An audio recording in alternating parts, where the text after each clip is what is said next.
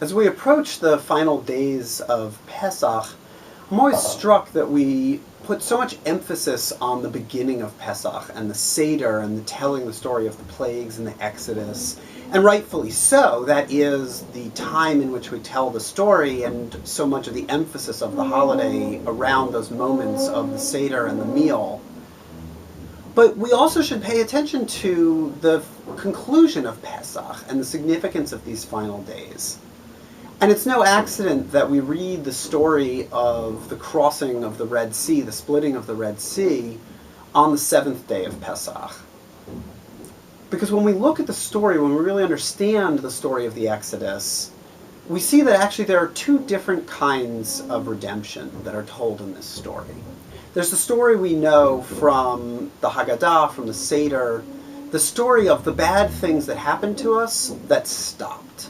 And in life, there is that kind of redemption that is the end of difficult times, the end of hard times in our life. But the end of hard times is not a full redemption. It's not a complete redemption.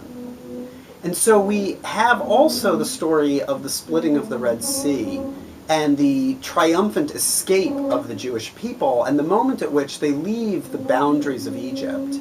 They cross through the sea, they emerge on the other side, and they are in the wilderness as their own people, as a free people.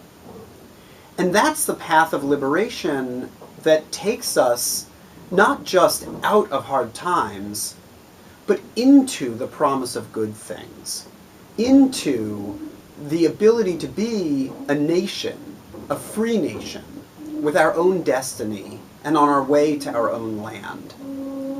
And as we, this year, approach the final days of Pesach, it's a good time to think about, now that we're through the Seder, now that we've already considered the hard times that we've moved through, what are the good redemptions that we're looking forward to? What are the new opportunities? What are the hopes that we have in this time that is not only a physical springtime, but a spiritual springtime as well? Shabbat Shalom and Chag Sameach.